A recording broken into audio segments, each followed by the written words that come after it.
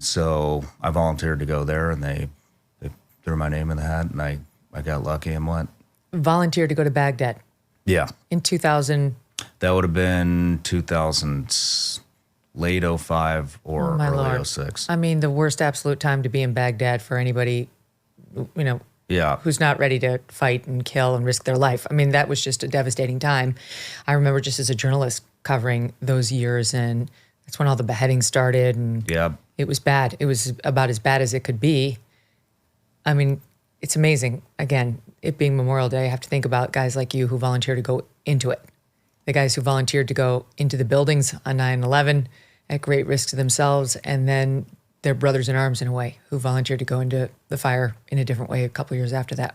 We all have a lot to be thankful for. So how long were you there? I was in Baghdad for about 4 months, and so we got there. The operational tempo was pretty slow at first. There was an election going on, if I remember, and then we were on the hook to do like protection for the Iraqi government officials, and nothing was happening. So we wound up.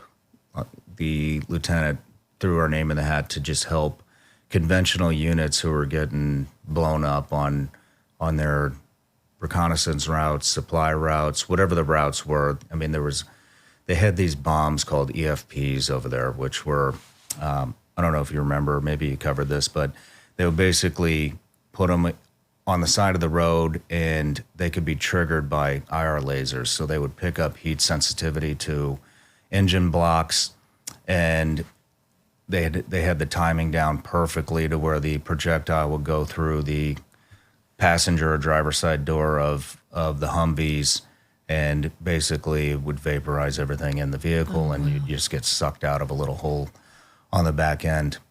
And so that was chewing a lot of our guys up, and we just got tired of seeing these conventional guys just get crushed by these EFPs.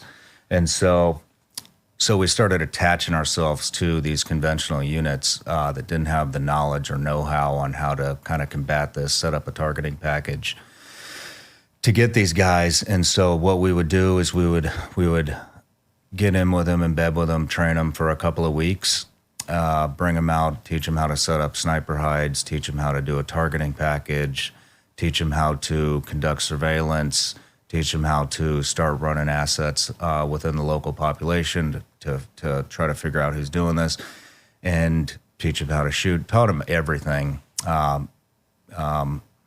Gave them a lot of stuff. We really kind of like took these guys under our wings, and then we would take them out on operations. And so we would go out, find all the places they were getting hit, and set up sniper teams along all of those different routes, all those points of interest.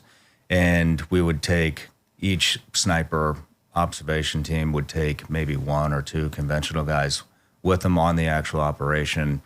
And we started killing bad guys. Starting to turn things the other way. You must have lost a lot of friends. Every guy who serves does, and you're one of the lucky ones if nothing happens to you, to take a limb or a traumatic brain injury.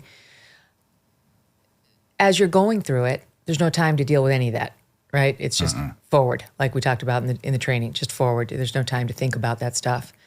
But you're in active combat situations in Iraq and Afghanistan, and eventually that stops, right? And is it at that point that you have to deal with that? Or is it later? Because I know then comes a CIA stint. It's a gradual, it just comes on gradual. And I mean, there's a lot of coping mechanisms that we use, and that numbs it out. Booze, pills, sleeping pills, whatever you can kind of do to numb it out. And in the early days, nobody knew any better. That kind of all came crashing down later on for a lot of guys, and that's what we cover on my show. But it took a while. for that stuff to start sinking in, probably well into my contracting career at the agency. Mm-hmm. Well, that's the thing. When you have massive crises, especially repeated and ongoing, sustained crises, there's only one way, you have to compartmentalize. How could you possibly function if you were dealing with any of it, right? Yeah. I mean, you actually are human despite all appearances of our SEALs and our Rangers and all those guys. Can your savings weather an economic storm? Think about what you've put away for the future. Inflation can render cash worthless. Real estate can crash like it did in '08. Economies built on a mountain of debt can fall like a house of cards. There are very few physical assets you can invest in that can stand the test of time. But gold has withstood as a valued form of money. It's why many people are flocking to it now and why Birch Gold is busier than ever. Through a little-known tax loophole, Birch Gold lets you convert a retirement account into a tax-sheltered IRA in physical gold. And the best part, it doesn't cost you 1 cent out of pocket. To learn more, text MK to 989898 and claim your free info kit on gold. Again, can your IRA or 401k weather an economic storm? If not, consider looking into Birch Gold.